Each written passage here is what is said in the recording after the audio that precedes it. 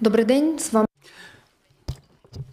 Good afternoon, my name is Olga Atvanova, and I want to thank everybody who joins us in Ukraine Media Center Ukrinform, and today is day 338 of the full-scale invasion of the Russian aggressor in our land, and I want to traditionally thank the representatives of all the mass media who tell the world the truth about fight for freedom. In brief, our schedule of events is as follows. At 14 o'clock, joining us in the studio will be Yuri Ignat, Speaker of the Air Force Command of the Armed Forces of Ukraine. We will be talking about the work of our air defense forces. And at 1600, we will have a lecture by Pavlo Moiseev, where we will talk about the work of cooperation with foreign journalists here in Ukraine. And I want to introduce our speaker right now. It's Ihor Kuzin, Chief State Sanitary Doctor, Deputy Minister of Health of Ukraine. With the beginning of the full-scale invasion, unfortunately, COVID-19 did not go anywhere, and I want to start our conversation with this disease. What's the situation in Ukraine? Please. Dear colleagues, dear friends, regarding the situation with the coronavirus infection, I would like to say that the coronavirus infection remains actual not only for Ukraine, but for the rest of the world as well. If we see the key indicators, they are relatively stable and quiet, and within the reporting week, there were 3,100 more new cases registered, and it's 14% more than previously.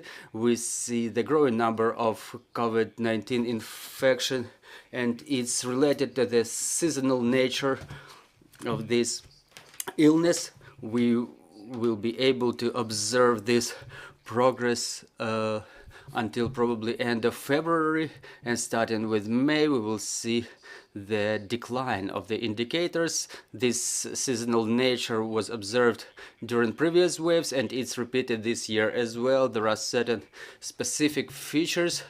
We have started documenting more cases among children.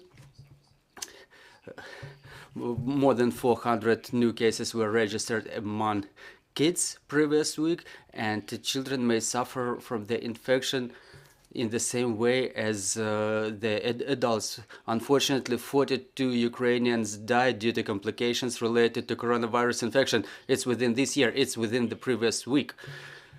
And more than 80% of those who died are above 60 years. I would like to emphasize it once again that the persons of the older age are more prone to contracting the disease and to complications caused by the coronavirus infection. We also document a bigger number of hospitalized persons. It's for 2,500 people per week. We reserve certain number of bunks in the hospitals, which are occupied not more than 6% of the number of the bunks allocated for such patients. There are also growing capacities for diagnosing the disease, and we acquired more than 2 million PCR tests and more than 1 million quick tests that can be obtained on the first link of the medical assistance. To have the final diagnosis, the patients may visit the doctors, the family doctors who work actively in this field, in the field of diagnostics. Also, I would like to tell about the new STEM. During our observation of the coronavirus disease, we starting from the end of year 2021, we started implementing the sequencing, the full decoding of the virus genome, so we can identify the stems of the virus that circulate around Ukraine. Now it's been sequenced only by the government institutions, but starting from this year, we may be involving private companies in this process. This process did not stop during the war, and as of today, we documented 12 different types of Omicron virus stem circulating in Ukraine. And the more we research, the more strains we identify. Recently, we identified the contraction by a patient of a new substrate called XBB.1.5 internationally, or also it was called Kraken. That case was documented in Sumy region. It was contracted by a man who didn't leave Ukraine, so it's a circulation of the same virus within Ukraine. The infected person is already healthy. The disease was without complications. It was the only confirmed case for the time being, but we will continue observing the circulation of this new strain. So talking about this new Kraken strain, does it have any specific symptoms? Well, there are no specific symptoms, and it goes just in the same way as a regular coronavirus infection. It has different immunologic specifics. It's a subline which evades the immune response in the most efficient way, and it can be contracted 8% more frequently than average Omicron strain. In the United States, where they document every single subline, it's the contraction intensity is documented at 1 to 8% more than regular Omicron strain. But now we don't have any confirmation about its more aggressive nature, or that it can result in more death. We don't have any such information so far, but the research is still in progress. So talking about the very beginning of the year, if there is any statistics, what are the results? How many people were hospitalized and how many people died of COVID-19 this year? Well, if we check the statistics, in average, we document the same figures every week. The lethality cases is like 1 in 9 cases, and the number of hospitalized persons is about 3,000 persons per week.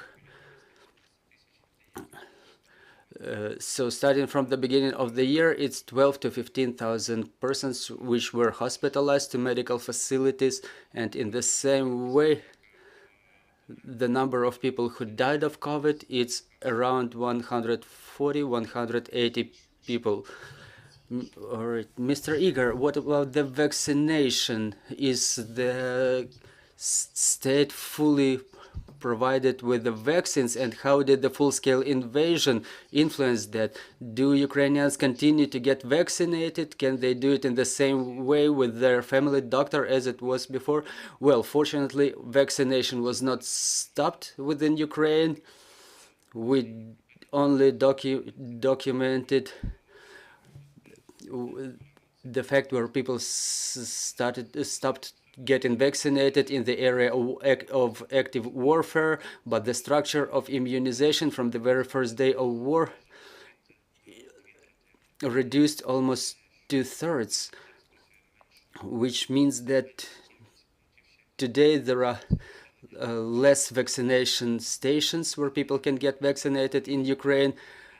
But at the same time, regardless the decrease of this number of vaccination stations, there is a growing intensity about mobile brigades which cover the towns and villages in some remote areas. As to the vaccines, Ukraine is fully covered in terms of its requirement.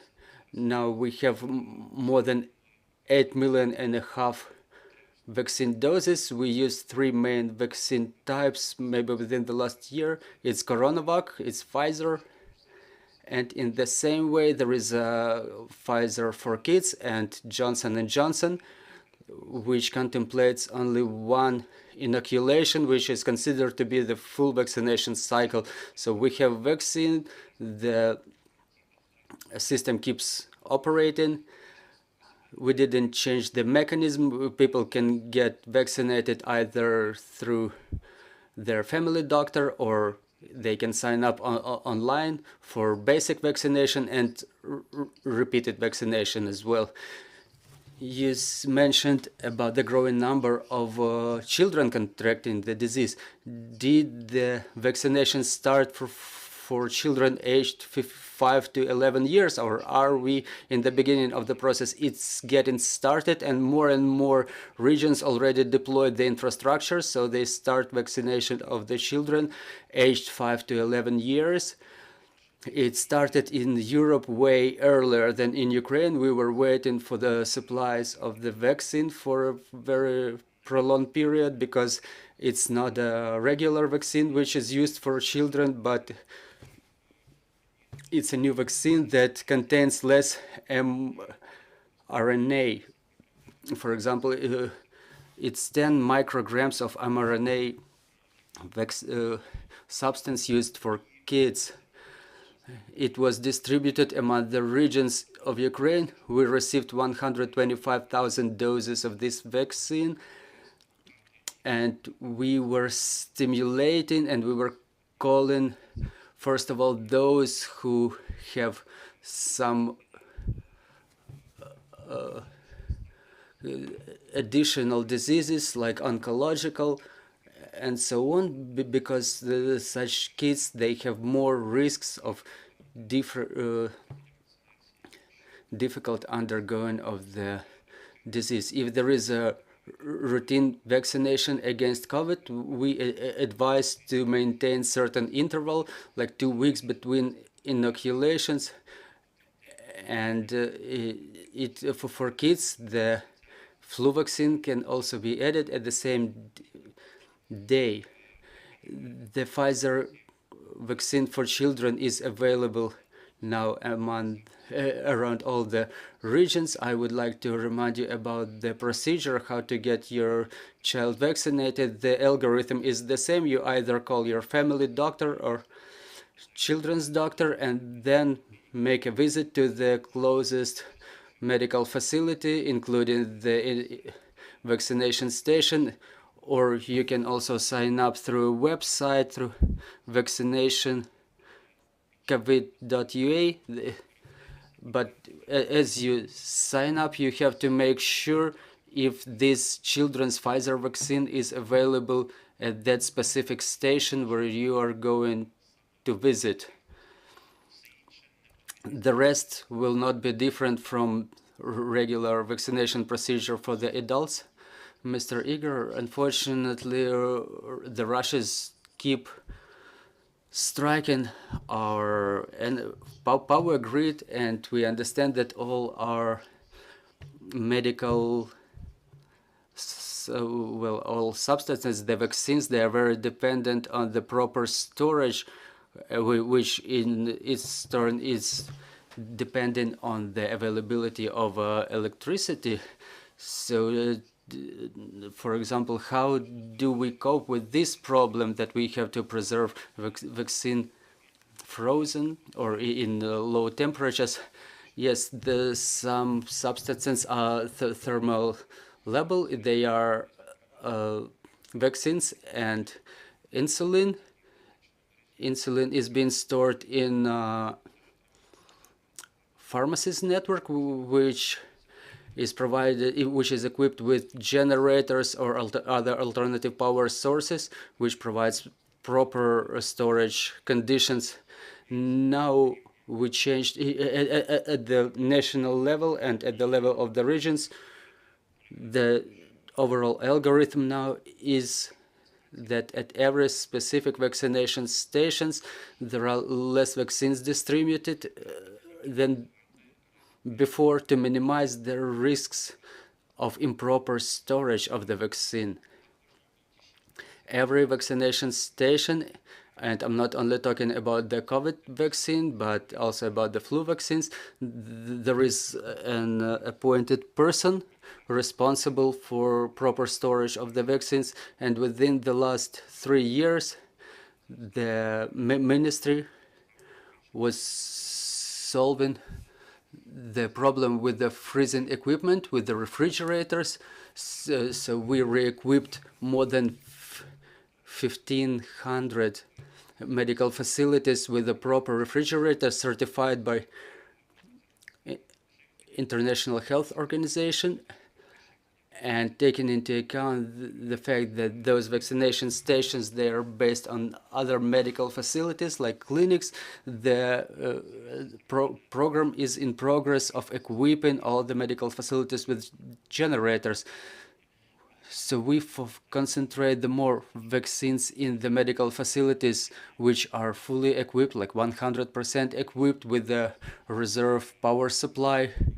And another solution is that the algorithm of inspections was corrected. For example, if there is a batch of a vaccine which is identified as one which is stored improperly, that batch will be disposed of, and we preserve the temperature for the proper storage of the vaccines. If there are any questions in the studio, dear colleagues, please go ahead. Natalia Molchanova, Ukrinform. We understand that we cannot forecast far away in these conditions, but before the full-scale invasion, the government was procuring the anti-COVID vaccines in a bigger numbers. So how is the situation with the coronavirus infection in the world now? Is it still going on?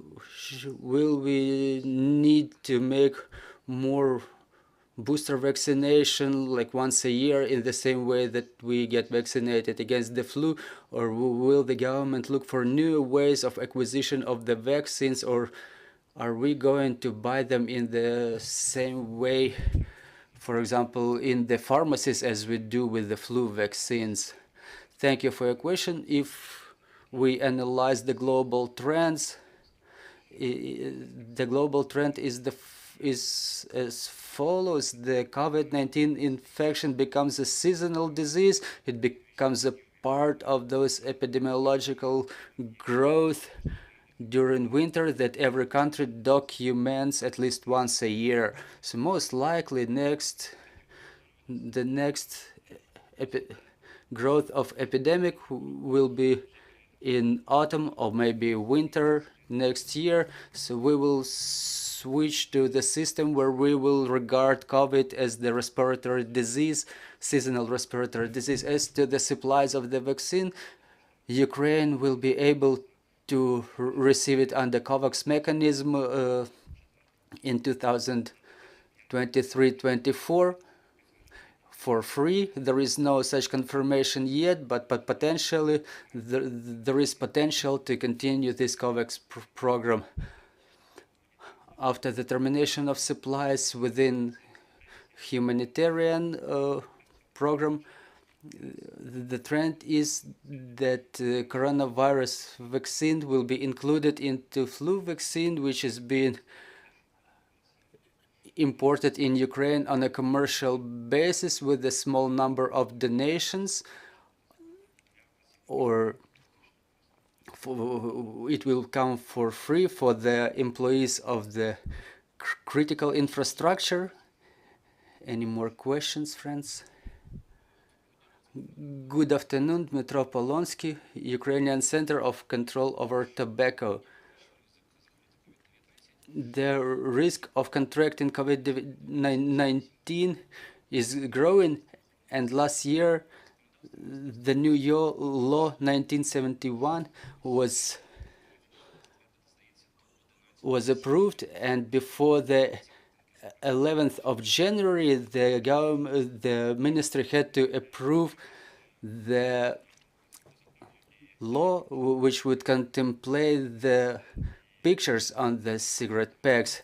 Well, we have to have, first of all, the set of pictures that we will be able to put on the cigarette packs. To use those pictures, we have to enter into agreement with the partners, and we had negotiations with New Zealand and Australia already. There are 2 memoranda signed about provision of such pictures. We received the confirmation letters from 2 organizations that we can use those pictures under certain conditions, and it did not even require approval of the memorandum. We were just lacking the final document, the final memorandum, and we're on the final phase.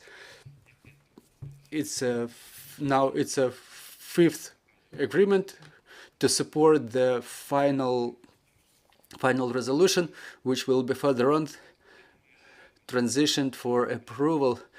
I think it will happen somewhere in the end of January, because in fact it's a final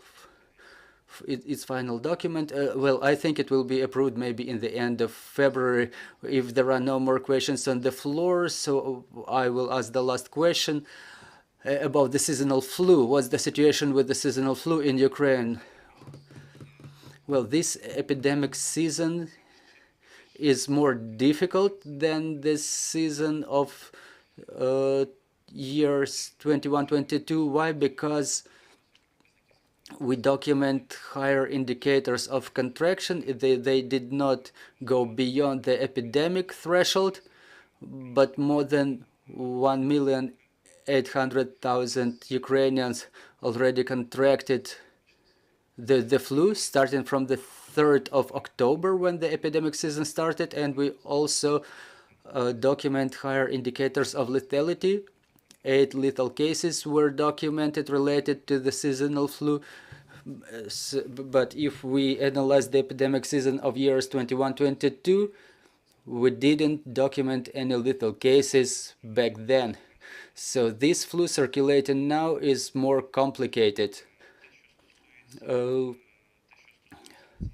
As to the vaccination, as of today, 133,000 persons were vaccinated against the flu, and 87,000 of them fall under risk category, high risk category. We were receiving the flu vaccine for the armed forces of Ukraine within the humanitarian programs, so that the servicemen of the armed forces and the employees of the critical infrastructure could be vaccinated on a free basis. So you can probably resort to your family doctor to receive such vaccination. Thank you for this information. Dear colleagues, I'm reminding you, joining us was Ihor Kuzin, Chief Sanitary Doctor, Deputy Minister of Health of Ukraine. Our next briefing is at 1400. We will talk about the work of our air defense forces. Bear with us. Glory to Ukraine.